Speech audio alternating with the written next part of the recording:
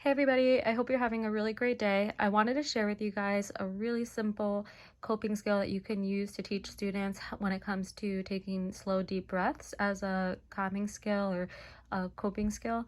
If you do zones of regulation, this is a really simple toolbox strategy to teach your students, and you can, if you're a classroom teacher, you can easily do something like this whole group and practice this activity before you're getting ready to start a new academic lesson as a way to have students in the moment actively practice calming tools. Or you can use this as sort of like a moment to reset and kind of get everybody's body ready for whole body listening. And if you're a support staff member like myself, I'm a school psychologist and I work in an elementary school, this will be great to do in counseling groups with students or to use with students one-on-one, or if I'm going to a classroom kind of responding to maybe a behavior that students might be having. So the way that you will use these is you obviously would use both hands, but since I'm holding my phone with one, I'm going to try to demonstrate it with one hand. But you model this for students and kind of practice how this is similar to taking a deep breath or slow deep breath. And obviously you talk to the kids about why this is a helpful coping strategy to use or toolbox strategy. And we call it different things. So you might call it belly breathing. You might call it taking a slow deep breath. So whatever you call it with your students, I know there's so many different types of names, bunny breathing, but with both hands you hold each side of the ball, and then you model for students that you're going to take a slow deep breath in through your nose and then do so as you slowly expand the ball. And these are not overly large, they don't expand to like huge sizes. I know they sell these at their when you open them up, they're really large, and those might be better for like a whole group setting, but this is a nice size. It's small, it's compact, and it does the job with students if you're working like one-on-one or in a small group setting. So anyways, you model for them, expand it, take a slow deep breath in through your nose, hold it, and then as you close it, tell the students to take a slow deep breath out through their mouth. And it's always important too to obviously model for the students first what it looks like. Sometimes you'll have students that get a little silly.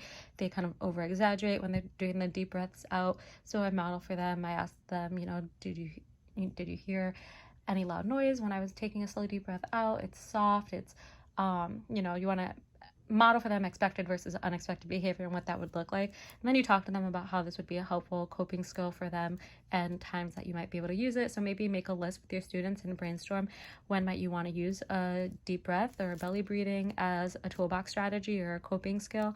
These again are nice because they're small, so you can easily hand these out to other classroom teachers to use. They can incorporate these in their calming stations or meditation stations in your classroom.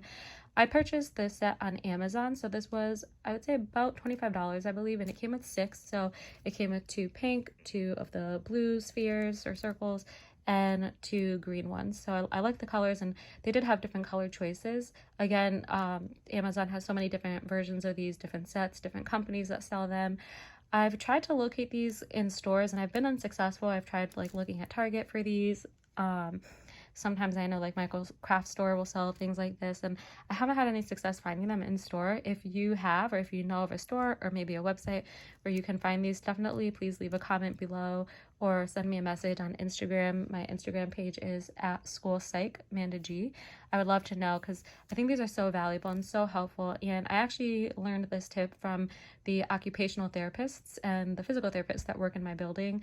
They use these strategies, and sometimes they've done trainings for us in my building, like professional development, and our kind of lead physical therapist for the district modeled how to use one of these, and she had the larger one. So I definitely want to try to find a larger one to use when it comes to like a whole group class lesson or something like that. But again, I think these are nice for the purpose that they serve and that they're small. It's nothing overly huge. You can easily, again, bring this with you to a classroom and show a student and model it with a student who maybe is having a hard time. And I think this might be a good distractor for them in the moment because it's something unique, it's interesting. I think it might get their attention, and that itself can help to sort of de-escalate the situation enough that then you can talk with the student calmly, process with them what's happening, and then teach them a positive way to handle those feelings versus having a big reaction to what might be a small problem.